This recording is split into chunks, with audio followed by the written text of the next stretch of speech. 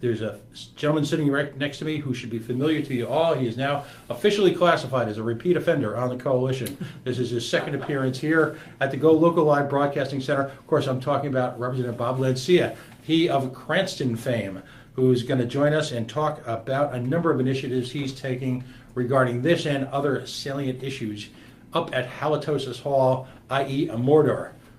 You might call it Smith Hill. I call it the source of all darkness and evil. Joining us in a few minutes, Capri Catanzaro, of course, from the Progressive Democrats. You might know her as one of the head honchos, as the verbalista, the woman who brings, in her own unique fashion, a great deal of common sense and a great deal of strong-mindedness, if you will, to the issues facing everyday Rhode Islanders. Ethan Giles will be joining us.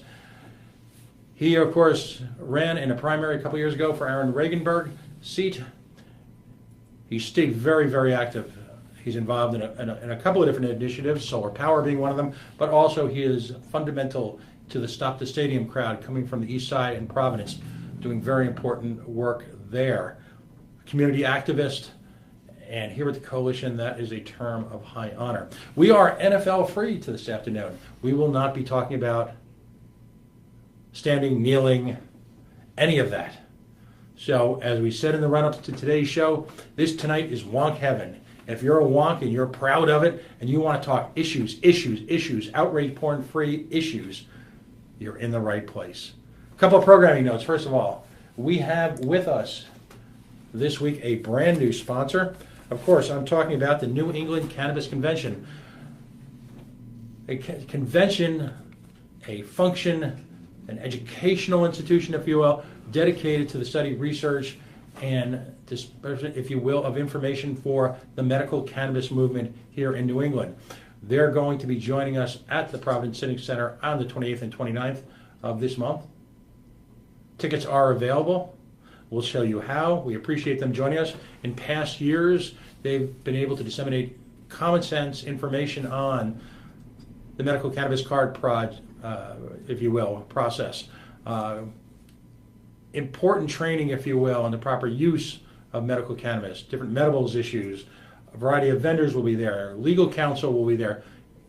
Folks, if you've got someone in your family who has taken ill, chronic pain, late-stage cancer, there are a number of neuromuscular diseases. Folks, this is an event you want to go to if you're a caregiver, a caretaker, or if you're a patient yourself. A lot of information is going to be here right in downtown Providence in one place to go. Of course, that's the 28th and 29th. Links will be provided to this on the coalitionradio.us website. And we're going to have, in a couple weeks, we'll be having folks in studio to talk about medical cannabis movement, as well as some of the vendors who will be appearing. Also, next week, 2 weeks from now, at the Lincoln School in Providence, Rhode Island.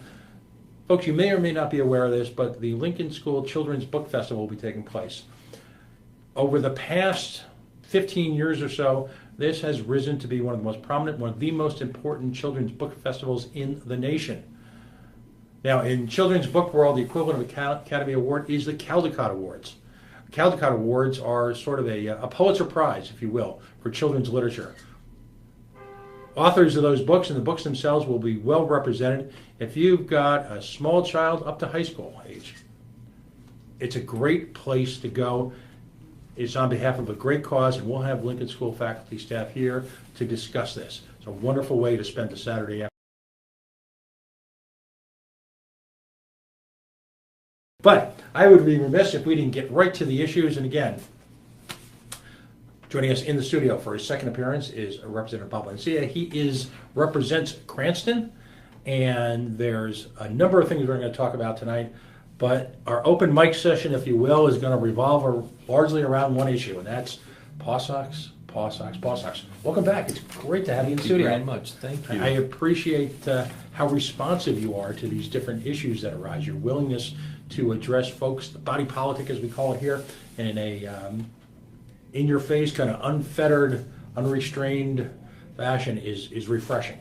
So thanks for coming on again. You've got a full weekend planned ahead of you. Tell us what's on your mind with regard to the Paw Sox and some of the things you're going to be involved in this weekend. Sure. Actually, tomorrow morning, last Saturday of the month, I always do my coffee with constituents, Panera Bread in Cranston, and I'm going to have a petition there, and I'm going to be collecting signatures. It is my intention to testify on the 10th, and I want to have hopefully as many as 2,500 signatures to present to them, folks that are in opposition to the Paw Sox Stadium. I mean, I love the Paw Sox as much as anybody. Right. I've gone to games, but it just does not make sense for me. And the question I asked and continue to ask is, why do we have to get involved financially? The owners we saw in the paper, a combined wealth of between $8 and $10 billion. Mm-hmm. It just makes no sense to me, and I still don't have an adequate answer for that. I happened to listen to Tara Granahan on the radio when she was speaking to the Speaker of the House, and she asked him the question outright: would you, be opposed to putting it before the people? He said he wasn't, and now driving here to be with you, both the Senate President and now the Governor had said that also not opposed. Mm-hmm. And my statement to that is, then let's do it. Right. I think that's the way to go. My concern is, let's face it, we're in a very difficult position financially, mm-hmm. And that's an understatement. And as I was sharing, last year, 2 years ago, we had a $140 million surplus. A year ago, this past budget session, 63. And of that amount, they committed almost all of it, again, because we have a looming deficit now of $237 million. Mm-hmm. The governor, the Speaker wants the car tax, to go away. And that was supposed to be, I think, he never, during his run for re-election, he never mentioned time frame. So we all assumed it might have been a one-shot deal. However, we heard 5 years. Now we're hearing 7 years. And of course, the Senate took them on the last day because they were concerned about the financing as well, the funding, the ability to fund it. So that's on the table. They've asked the governor to find $25 million in unspecified cuts. Mm-hmm. What really bothered me the most is, and I just wanted to share this with you, transfers and scoops that were enacted in the 18 budget. What people don't know what that is, basically government goes into other accounts of other agencies and literally takes or scoops money and puts it toward the general budget. Right. And I have the list in front of me. $700,000 from medical marijuana receipt. You just talked about medical marijuana. $3.5 million from the infrastructure bank. $5 million from the Narragansett Bay Commission, $6 million from the Rhode Island Health and Educational Building Corporation, $12.5 million from the Electric and Gas Distribution Company, specifically the Energy Efficiency Fund. Right. And I testified at the PUC against the latest National Grid rate increase, and I would have said, why couldn't we take this $12.5 million and create a fund for those who are in need? We heard one woman testify she's $20,000 behind in her electric. Her husband went through all kinds of medical issues. $1 million from the Quonset Development Corporation and $1 million from Rhode Island Housing. Add that all up, $29.7 million was scooped. Right. Still, we need another $25 million from the governor. And in addition, this is a pet issue of mine, that dollar fee on your landline, the dollar fee on your 911 plus a 26-cent charge, they're stealing $15 million a year out of your and my pocket, supposedly for 911, which ceased to exist as a separate entity in 2009, now falls under public safety. They collect $15 million a year. So that's 29.7. Add another 15. It's $44.7 million. It's unbelievable. And I testified twice. Put a bill in to get rid of them. Either allocate it to where it goes or get rid of it. Stop lying to people. And basically, each year I'm told, well, we need the money. We need the money. And yet somehow, magically, we're led to believe that we have yet another risk-free, can't-miss, silver bullet investment, as I like to say, break glass, add water, in the form of the Pawtucket Red Sox. That somehow, and a gentleman named John Gwynn actually pointed out on social media to me yesterday that somehow moving the stadium 3,500 feet, something incredible like that, is going to result in a renaissance. Now, you bring up an important point. We've known about the Senate hearings now for some time now. It's just been recently announced that the House, I guess, is it the House Finance Committee? Yes. Is going to be formally hosting? Yes. The Senate Finance Committee, to their credit, has opened up each of their hearings to individual senators and given them, if you will, something akin to ex officio status to come on the stage, ask questions, listen, be part of that. Is the same process going to happen, to your knowledge, with the House Finance, or are you going to have to appear as a quote unquote private citizen? I would assume that I will appear as a person just testifying. We hadn't heard the parameters yet. The other thing is the fact that I know they've shortened the time, even when they have the hearings.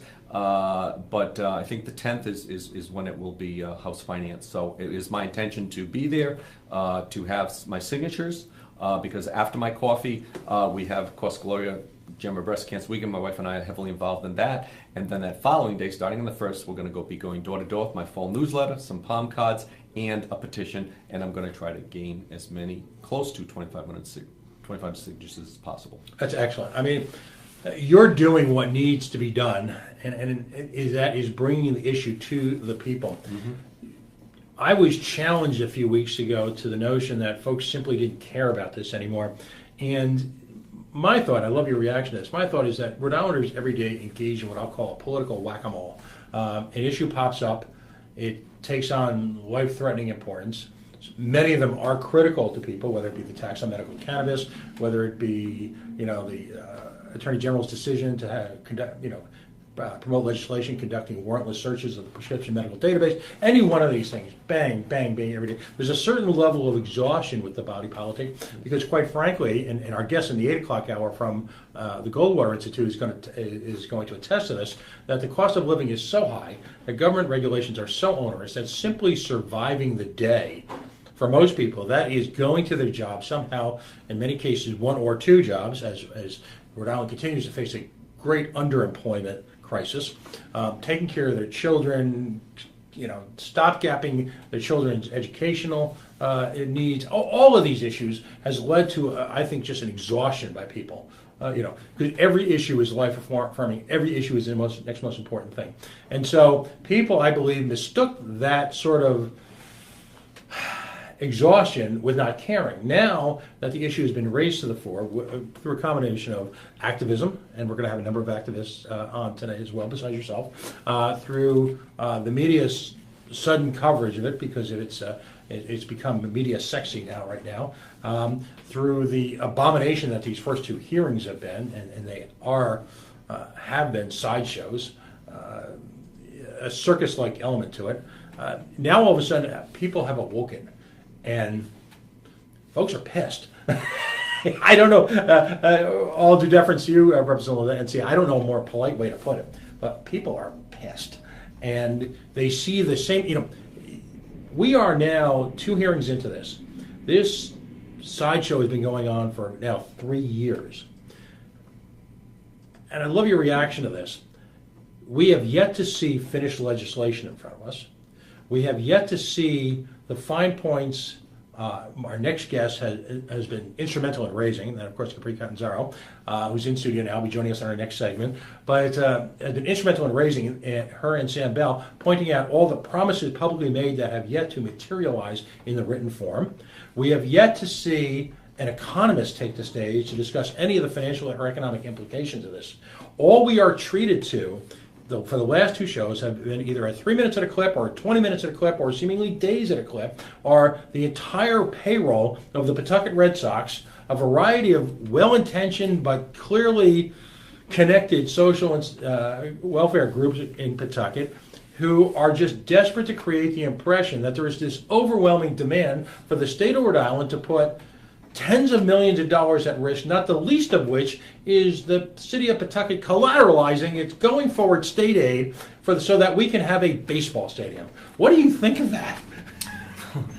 I'll take it back. Well, that's a mouthful. But essentially, what concerns me is what I just said. We already cannot run our government efficiently. We already are bleeding red ink. Mm-hmm. We underfunded DCIF by $7 million. Yet they were able to find $700,000 for 3 magistrates positions at the last moment when we were closing the budget. And by the way, what kind of year is DCYF having? And I'm not trying to politicize this. This is human tragedy at its most immediate. What's happening in DCYF right now? Oh, we're losing children. We've lost so many children, at least a dozen. And when I had my sex offender legislation I was putting in, at the time I was having my community forums, we had lost 4 children. That's when the governor was emergency hiring 70 social workers. We had needed 119. What she had hired was 35 administrators at $100,000 each, $3.5 million, but we need 119 workers, so they'd have the appropriate caseloads. But she emergency hired 70, not the 119. We still had, I think, the 35 administrators for 100,000. Something didn't make sense. Now, you talk about the stadium. Let's go back and let's not have short memories. Let's look at the convention center. The convention center. We underwrite that convention center for $30 million a year. We've been doing it for 20 years. We've underwritten that facility for $600 million. That was a facility, when built, we were told from year one, Absolutely. It would make at least $1 million a year. Right. And we have sunk $600 million, and there's no end in sight. No. And we have no more events there than we did when we just had the dunk. No more events. So that concern, that scares me. You know what I mean? I have my concerns. If we look back at history, they say if you don't look back at history, right? History's the best teacher. And I think the other thing too is, again, I love having. It would be great having a minor league baseball team. We love revitalizing the area. But again, the necessity for the state, because everybody's concerned about 38 studios. But even without that, when we look at the figures itself, what the state is unable to do with their own money now to invest in something like that. Our schools are falling apart. We understand that. There's so many other things where money needs to go, and I don't think it's a ballpark. Has anyone proven to you at any level that this so-called dynamic ancillary development that they claim that is the linchpin of their strategy for downtown, has anyone proven to you that any of that is even possible? We're seeing more come out now about certain land and who gets what and how is this good. And there's some questions of things that were said, but there's no proof that it's going to be done. Right. So that more issues I think keep surfacing as we look closer into this. Right. And that's a concern. Now you're a state representative, so while everyone as a citizen here is entitled to a transparent display of all the information involved, it would seem to me that the folks, particularly in the House of Representatives, from where expenditures are decided upon, from where budgets occur, from where taxation is developed, essentially where the nuts and bolts of daily government takes place. Not in the Senate, despite what Senator Ruggiero thinks. It takes place in the House of Representatives. That's true here in Rhode Island as well as nationally. We are a bicameral state. There are allegedly the same checks and balances that exist in Rhode Island as they appear in the federal government. We know better, but my point being, as a state representative, even if you're not on the finance committee, I would have thought it would have been incumbent upon the Pawtucket Red Sox Baseball Club to sit down with your body at this point and engage in an afternoon-long, intense discussion, educational effort. So that, should it make it out of the House Finance Committee, that you'll be well informed and have had ample time to discuss with your community, the folks that you've been empowered to represent, and we could have observed some type of intellectual honesty. Has anything like that taken place at any level? No, it hasn't. And I think, honestly, I thought this was a dead issue a year ago, right? And then it just popped up again. And it popped up on the Senate side. And so the Senate is really kind of taking the lead on this. And the House is, and even the Speaker, is kind of sitting back a little bit, watching what's going on. Right. I mean, the Senate President even suggested, they might have a November vote. So, I mean, how this came, it just rose, really, literally, I thought it rose from the dead. Right. And that was kind of strange. But that's how things work in Rhode Island, because nothing ever, I call it zombie legislation. And the reason I use zombie legislation is because nothing ever really dies, does it? No. And it is subject to, think Frankensteinian nightmares, but it is subject to regeneration literally at any moment. You're right. And am I being cynical when I say that these steps that we're going through right now, which seem organic, are largely well planned out months ahead of time, sort of like a dumbed down version of a chess game?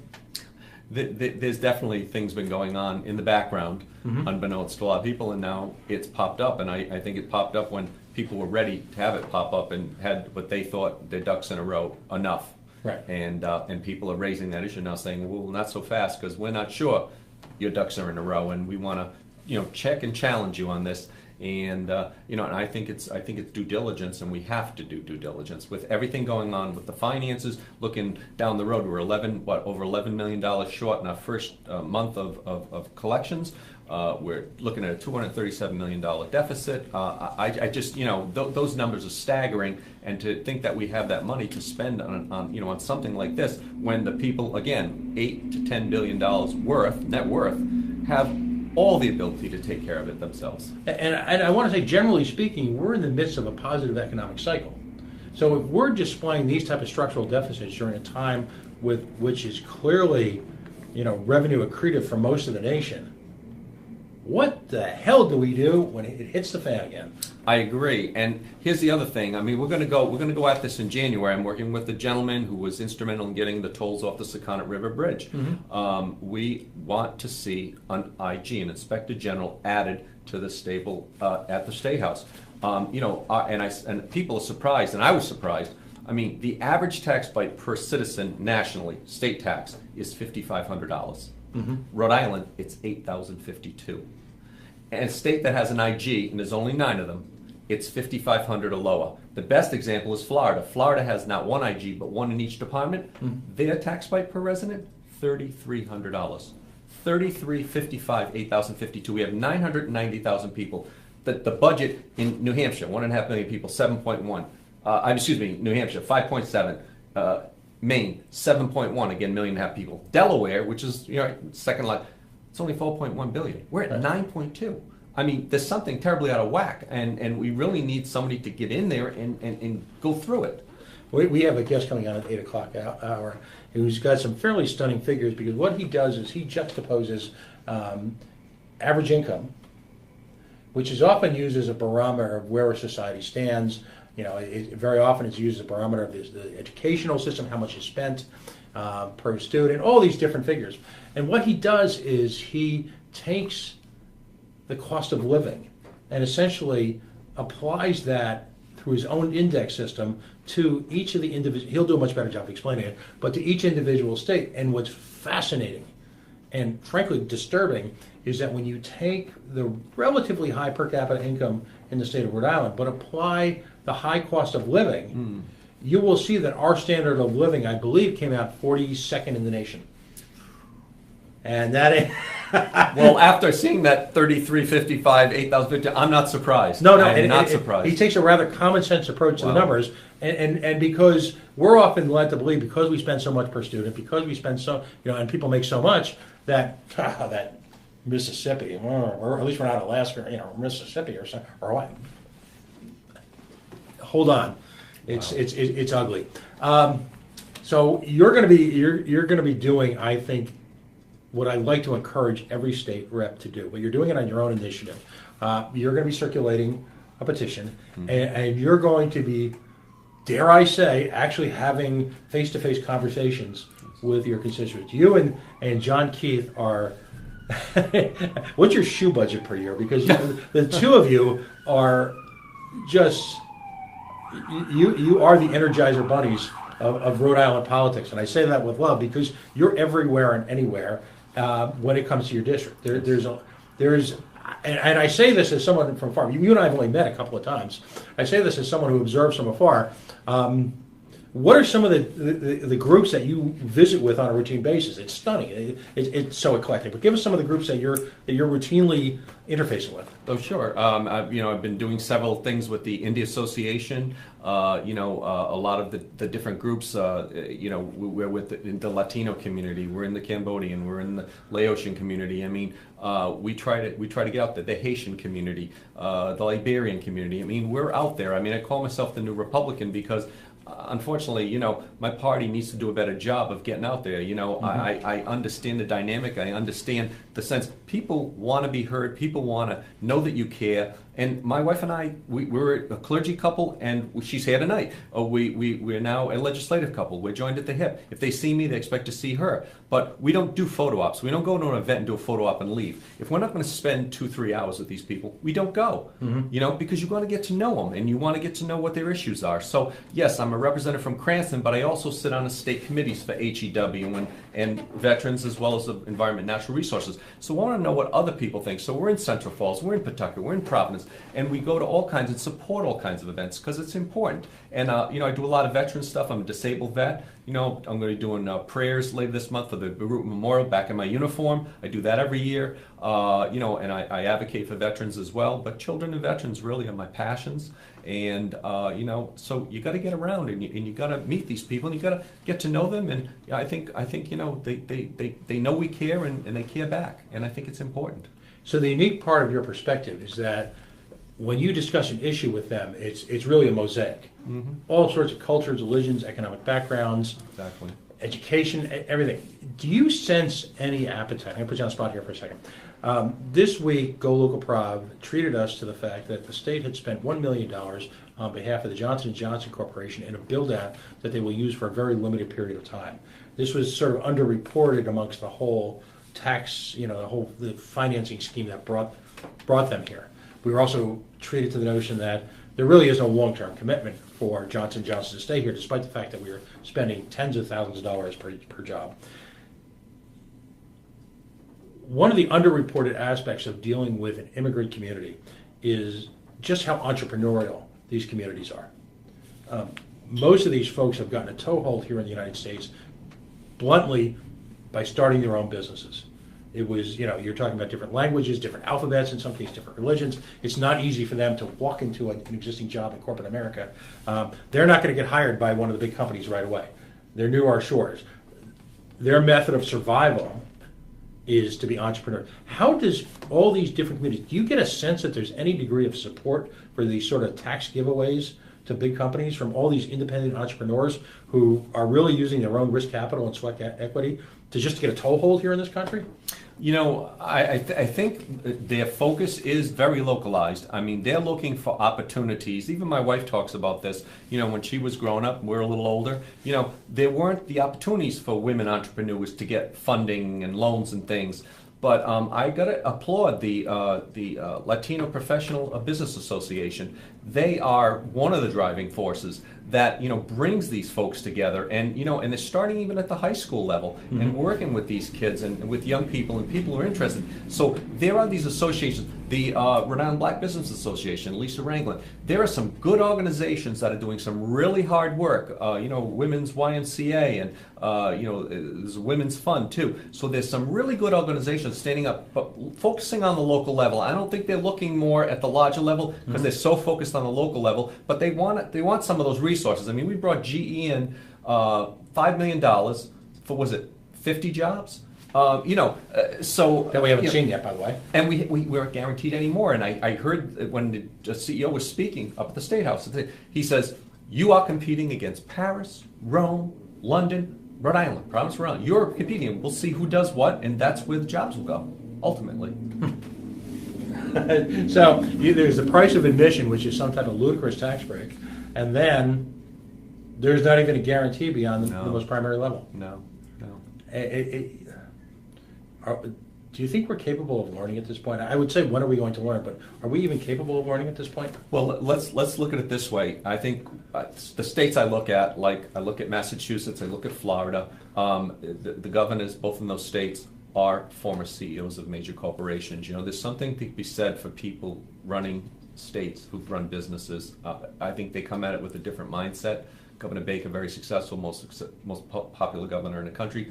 Governor Rick Scott's done very well in Florida. There's some other governors around, the governor of Kentucky. But I think sometimes coming out of the business world and looking at an issue from a business sense, as opposed to a lifelong politician, I think sometimes makes a difference. But that's interesting because Gina Raimondo, ostensibly her pitch was that she was a sensitive, caring person with a business background, yet has displayed, certainly if you're a medical cannabis patient, none of, as you pointed out in your opening remarks, I mean, put people through hell last year to get an exorbitant tax on medical cannabis put in place, and she was not as successful as she would have been, and we're only to find out that the money that is being taken, literally ripped from the pockets of the desperately ill, is being put into the general fund. It's not even being used to administer the program. That was the driving factor. So you have on that level, and yet, you know, to a certain degree, we've had to rescue the pension system that she almost ran into the ground.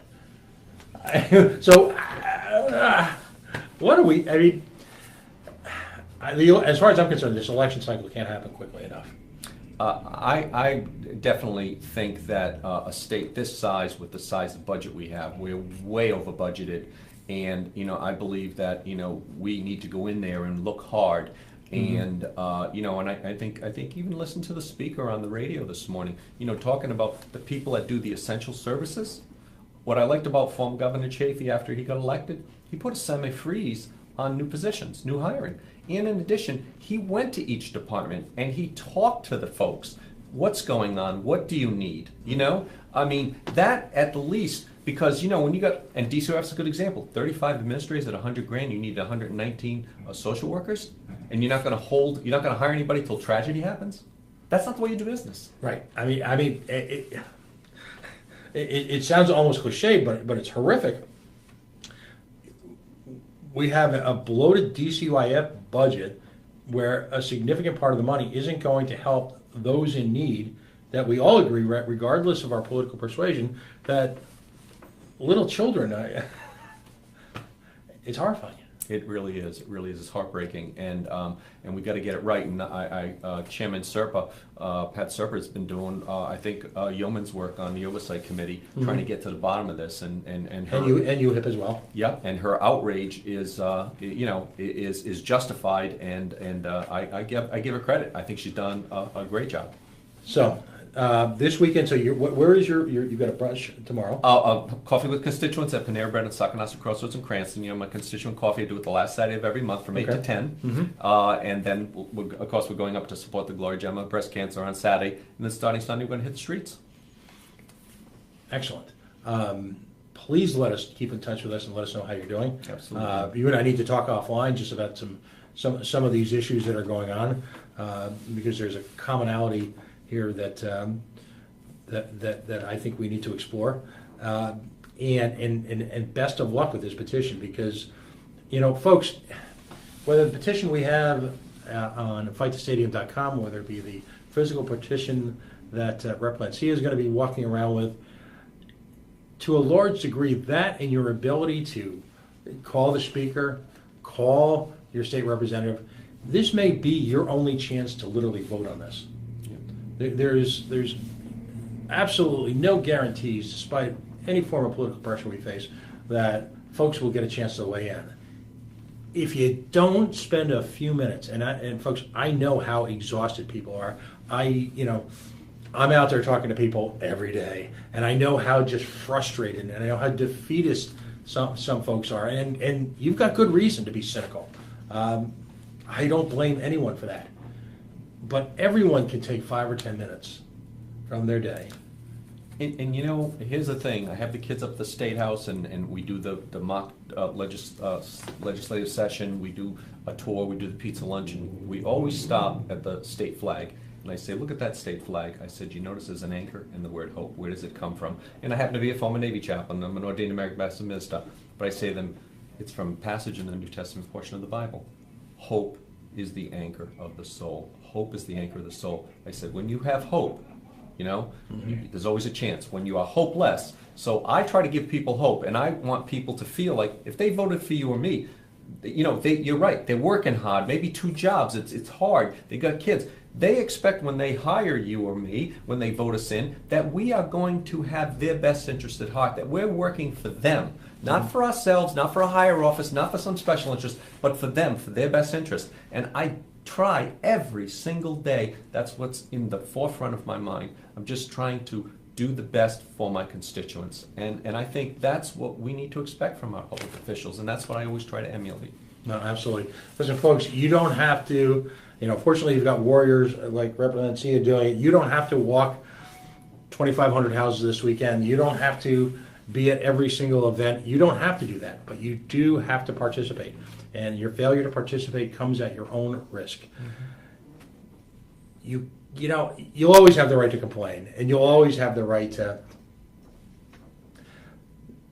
But if you don't take these opportunities, it is not hopeless. We cannot be defeatist. I will always point out the absence of a baseball stadium from the Providence skyline as proof positive that a group of dedicated, hardworking, stressed out, double job folks got together from an incredible variety of political beliefs 2 years ago and prevented that from happening. I'll say every time, because I'm tired of listening to the notion that I'm negative or cynical, that I don't have beliefs and that I have no hope. If it wasn't for those people, and there's legion, you've met some of them here on this show, we would have spent $120 million. Well, we're down to 38. So even as a product of the New Jersey public school system, I can point out that that was a large group of people, saved this state $82 million. In light of the current deficit, in light of the current challenges to DCYF and UHIP and all that, that $82 million looms very, very large. It's proof positive that everyone and anyone can have a positive impact on how we do business here in this state. So be not defeatist. The fact that in these last two hearings, and I'll use the coalition air quotes, hearings, despite the fact that they, as I said earlier, literally trotted out every single paid employee of the Pawtucket Red Sox baseball club and tried to pretend that that was representative of the body politic, I say to that, balderdash. Call Representative Mattiello. Be polite, be on point, be brief. Tweet Representative Mattiello. Reach out to Senate President Ruggiero. Reach out to the governor. Never forget that it was, and you've heard me refer to this a number of times the last week, but it's illustrative of the bigger picture, that it was halfway through a presentation by the Pawtucket Red Sox Baseball Club to the Commerce Corporation just 2 short years ago, halfway through when presented with overwhelming public opposition in the face of a dozen different political groups' leaders standing outside of that very meeting, that the governor, halfway through the press availability, emailed the press, real profile and coverage here, asking the Pawtucket Red Sox to come back with a better offer. And that was because of your pressure and the groups that you belong to and the people who are listening to you. They changed that. They can do that again this time. Quite frankly, in the last 3 or 4 days, I take heart because I think they're on the run. I think they realize that people have woken up to the fraudulent nature of the economic claims being perpetrated by the Pawtucket Red Sox Baseball Club on the people of Rhode Island. You know, folks will constantly say, well, you didn't have a problem with it 20 years ago. Well, you know, we've woken up. We see the big lie.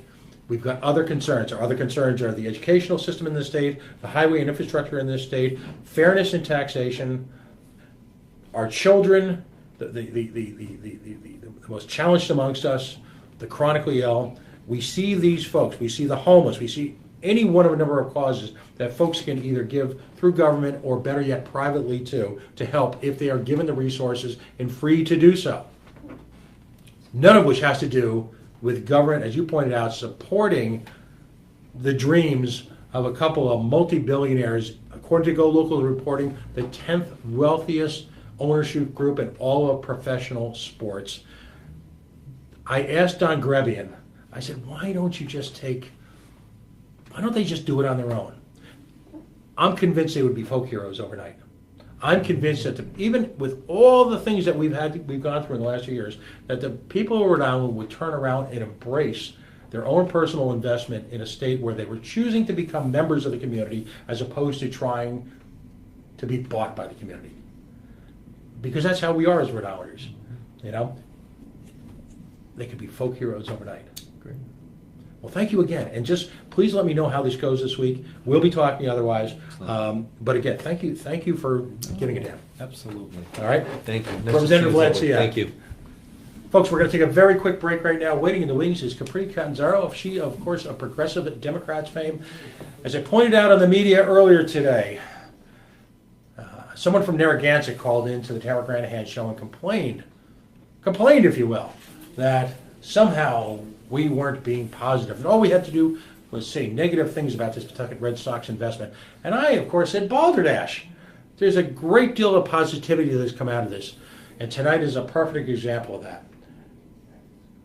Thanks to your Pawtucket Red Sox, thanks to the fine folks in the mayor's office of Pawtucket, people of all political stripes have come together, unified, willing to work together to cast aside their differences, well, maybe for the time being, but cast aside their differences and work together towards a common goal, which is to eliminate cronyism in the state, to eliminate this sort of crony corporatism, this corporate welfare that has been a cancer on this state economically for generations. It hasn't worked. It's failed 1970s voodoo economics. It hasn't ever worked yet. Why they insist on us doing it again and again is beyond me. Why?